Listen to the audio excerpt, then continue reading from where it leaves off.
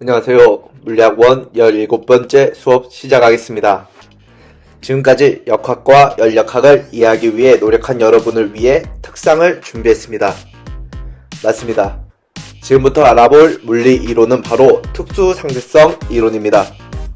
특히 이번 시간에는 특수상대성 이론의 가정 두 가지에 대해 알아보겠습니다. 특수상대성 이론에서 특수라는 말은 스페셜, 특별한 상황을 의미합니다. 특수상대성 이론은 관성좌표계라는 곳에서만 성립합니다. 뒤에서 기본적인 지식을 쌓은 후에 어떤 상황인지 구체적으로 살펴봅시다. 상대성이란 말은 무슨 뜻일까요? 서로 다름을 인정하는 상대주의라는 철학, 서로 다르지만 모두 옳다는 태도입니다. 물리에서도 마찬가지입니다. 그렇다면 무엇에 따라 무엇이 다른지가 포인트겠죠. 먼저 관찰자, 좀 더 구체적으로 얘기하면 관찰자의 운동 상태, 어떻게 운동하는지에 따라 다르게 측정됩니다. 무엇이 달라지냐고요? 먼저 운동 상태, 속도가 달라집니다. 달리는 버스 안에서 주변을 바라보면 가만히 있어야 할 나무와 건물들이 뒤로 움직이죠. 1905년 아인슈타인이 발표한 특수상대성 이론에 따르면 시간의 간격이나 공간, 길이마저도 관찰자의 운동 상태에 따라 달라진다고 합니다. 똑같은 사건이 누군가에게는 1초 만에 일어나버리고 누군가에게는 1년이 걸린다는 거죠. 선생님의 이 수업 영상 역시 누군가에게는 1시간짜리지만 누군가에게는 5분짜리입니다. 이 대범한 생각은 우리 주변에 천천히 움직이는 물체에서는 경험하기 어렵습니다. 하지만 빠르게 움직이는 입자들을 이용한 실험을 통해 증명되어 지금은 기본적인 패러다임으로 자리 잡았습니다.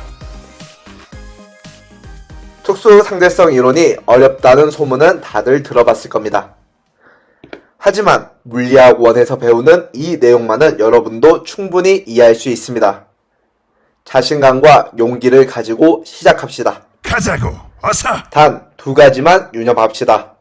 첫 번째, 관찰자가 누구인지를 유심하게 파악해야 합니다. 누가 보고 있는지에 따라서 속도나 시간, 공간, 길이가 다 달라질 테니까요. 두 번째, 특수상대성 이론은 물체가 매우 빠른 속력으로 움직일수록 효과가 크게 나타납니다. 보통 그 기준이 빛의 속력이기 때문에 여러분이 빠르다 생각하는 선생님조차도 특수상대성 이론에서는 매우 느린 존재입니다. 우리 주변의 느린 물체에서는 효과가 미미하기 때문에 여러분들의 경험과 모순될 수 있습니다.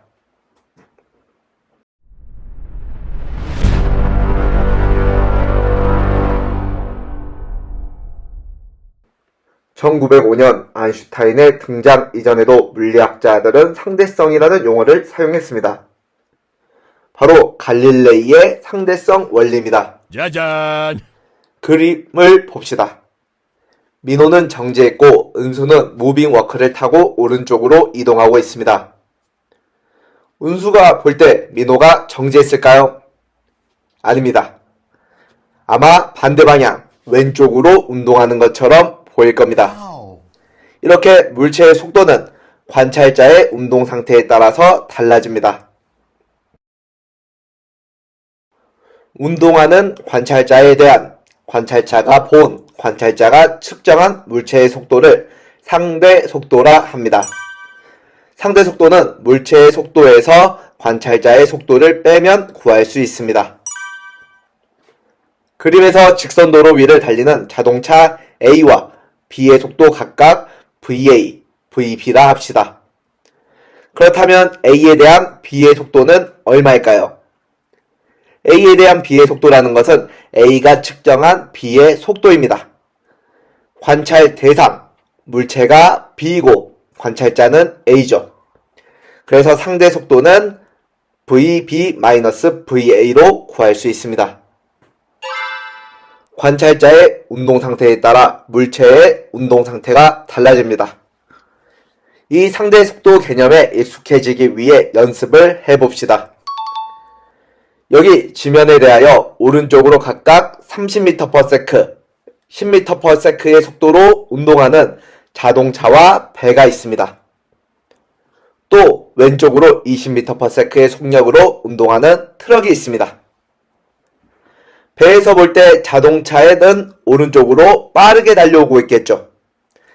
배에 대한 자동차의 상대 속도를 구하려면 자동차의 속도 플러스 30m/s에서 배의 속도 플러스 10m/s를 빼주면 플러스 20m/s로 구할 수 있습니다. 반대로 자동차가 측정한 자동차에 대한 배의 속도를 구해볼까요? 배의 속도에서 자동차의 속도를 빼면 마이너스 20m/s가 나옵니다. 여기에서 마이너스 20m/s는 왼쪽 방향을 의미합니다. 자동차가 보기에 배는 뒤로 왼쪽으로 운동하는 것처럼 보이겠죠. 마지막으로 트럭이 본 트럭에서 측정한 자동차의 속도를 구해봅시다. 자동차의 속도 플러스 30m/s에서 트럭의 속도 마이너스 20m/s를 빼주면 됩니다. 플러스 50m/s가 나옵니다. 지면에서 볼 때보다 더 빠르게 달리는 것처럼 보이겠네요. 실제로 고속도로에서 운전할 때 반대 방향으로 달리는 차들을 보면 매우 빠르게 달리는 것처럼 느껴집니다. 잠깐 일시정지를 누르고 여러분이 직접 아직 선생님이 구하지 않은 상대 속도를 구해보고 이렇게 의미를 찾아봅시다. 아인슈타인이 발표한 특수 상대성 이론에서는 물리량을 측정하는 두 관찰자가 등장합니다. 단 이 관찰자들에게는 특수, 스페셜한 조건이 붙습니다. 관찰자의 속도가 변하지 않아야 합니다. 즉, 관찰자는 정지해 있거나 등속도 운동을 하고 있어야 합니다. 앞으로 나오는 모든 관찰자들은 이러한 상태일 겁니다. 상황이 제시될 때 이 점도 유의해서 보면 재밌겠죠. 정지해 있거나 등속도 운동하는 관찰자를 기준으로 정한 좌표계를 관성 좌표계, 줄여서 관성계라고 부릅니다. 특수상대성 이론은 이 관성계에서만 성립하는 이론입니다. 그림에 나온 등속도 운동을 하는 기차에 탄 관찰자, 승강장에 정지해 있는 관찰자, 둘 다 관성 좌표계, 관성계에 있다고 얘기할 수 있겠죠. 비관성계란 그럼 무엇일까요? 정지도 아니고 등속도 운동도 아니라면 가속도 운동하는 관측자가 기준인 좌표계를 의미합니다. 모든 관성계에서 물리법칙은 동일하게 성립한다. 이것이 바로 특수상대성 이론의 첫 번째 기본 가정인 상대성 원리입니다. 약간 세부적인 안내가 필요합니다. 우리가 경험해온 것처럼 관찰자의 운동 상태에 따라 나타나는 현상, 측정되는 물리량은 실제로 다릅니다. 이 그림에서 S는 자신이 정지했고 S'이 오른쪽으로 움직인다고 느낍니다. 또 S'은 자신이 정지했고 S가 움직인다고 느낍니다. 무엇이 옳은 걸까요? 상대성 이론이죠. 둘 다 옳은 겁니다. 그렇다면 여기에서 대체 뭐가 같다는 걸까요? 물리량 사이의 관계가 동일하게 적용됩니다. 두 관찰자가 기차 안의 공이 바닥으로 떨어지고 있는 것을 관찰하고 있는 상황을 상상해 봅시다. 기차 안의 관찰자 S'은 공이 연직 아래 바닥에 A점에 떨어진 것으로 관찰합니다. 기차 밖에 승강장에 정지해 있는 관찰자 S가 본 모습은 어떨까요? S가 볼 때 공은 포물선 운동을 하며 떨어집니다. 이렇게 다른 모습으로 보이지만 결국 공이 바닥에 부딪히는 위치는 S'과 마찬가지로 A 지점이고 공이 떨어지는 이유도 중력으로 동일합니다. 다르게 보이는 현상이지만 똑같은 운동 법칙으로 설명할 수 있습니다. 일정한 속도로 움직이는 트럭 위에서 공을 연지기로 던진 상황도 생각해 볼까요? 여기서 트럭 위의 관찰자와 지면 위의 관찰자가 볼 때 운동 경로, 측정된 물리량은 다릅니다. 하지만 모두 공의 운동을 뉴턴 운동 법칙으로 설명할 수 있습니다. 이것이 바로 상대성의 원리입니다.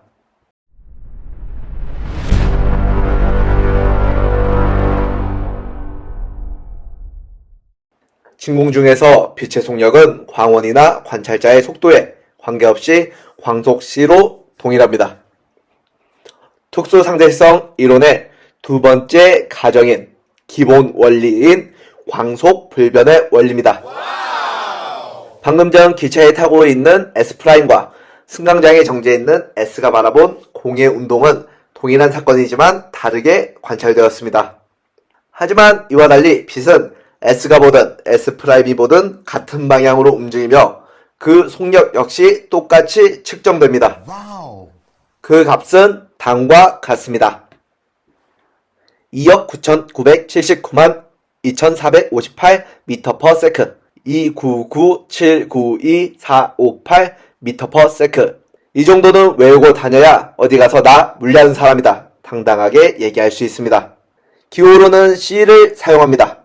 물리를 하는 게 부끄럽다 하는 사람은 어림값이 3 곱하기 10의 8제곱m/s로 기억해도 좋습니다.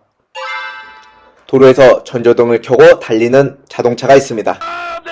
또 도로 밖에서 이 자동차를 지켜보는 사람이 있습니다. 자동차 운전자가 관찰한 전조등 불빛의 속력과 도로에 서 있는 사람이 관찰한 전조등 불빛의 속력 중 어떤 것이 더 빠를까요? 둘의 관상을 살펴보면 답이 나오죠. 움직이는 자동차 운전자와 도로에 서 있는 사람 둘이 측정한 빛의 속력은 같습니다. 어린 시절에 호기심이 많던 아인슈타인은 이런 의문을 가집니다. 만약 자신이 빛과 같은 속도로 날아간다면 거울로 자신의 얼굴을 볼 수 있을까? 이것이 상대성 이론의 계기가 되었는지는 확실하게 모르지만 특수 상대성 이론을 이용한다면 이 질문에 대한 답을 명확히 할 수 있습니다. 만약 우리가 빛과 같은 속력으로 날아가더라도 이렇게 나란히 날아가는 일은 불가능합니다. 빛과 같은 속력으로 날아가는 이 아이에게도 빛의 속력은 C 2억 9,979만 2,458 m/s로 측정됩니다. 정지해 있는 상황과 빛의 이동은 변함이 없죠. 그래서 거울로 얼굴을 볼 수 있습니다. 이것이 이 호기심의 결론입니다.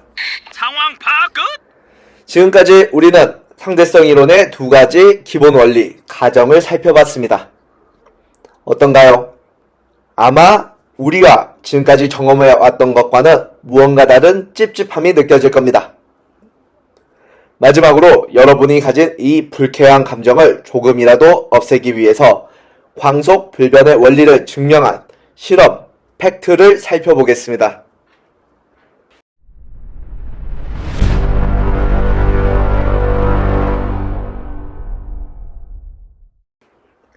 19세기 대부분의 물리학자들은 음파가 공기라는 매질을 통해 전달되는 것처럼 빛은 에테르라는 매질을 통해 전파된다고 믿었습니다.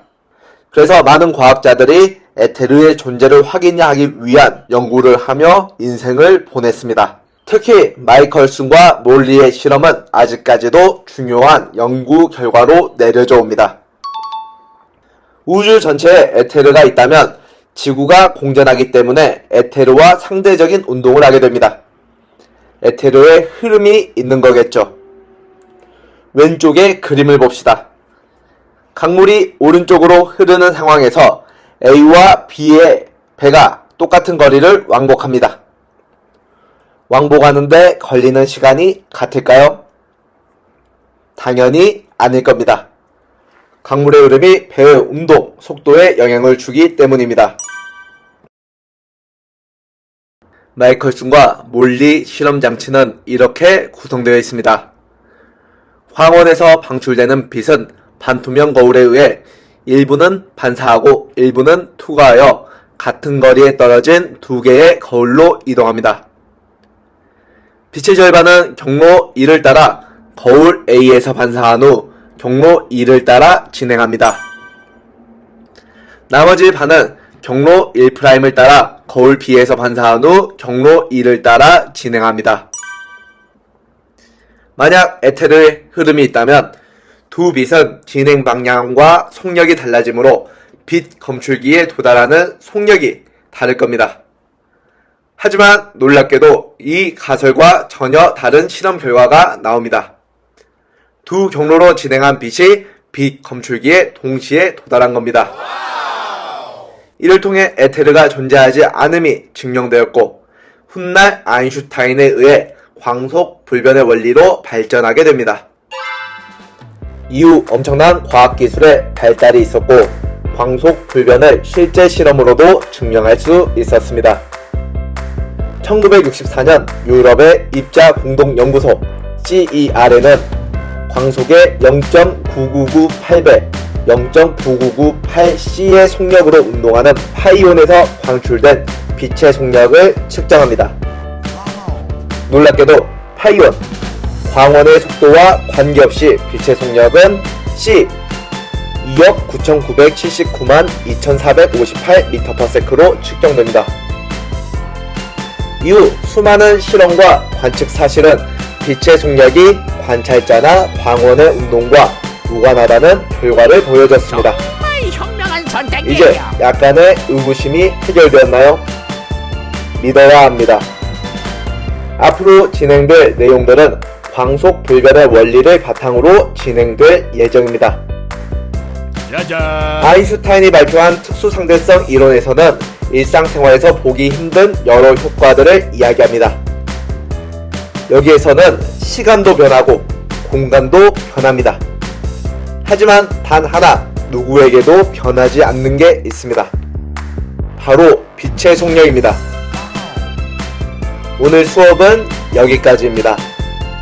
다음 시간에는 아인슈타인이 발표하고 수많은 민간인들이 충격을 받았던 특수상대성 이론의 놀라운 결과들을 하나하나 살펴보겠습니다.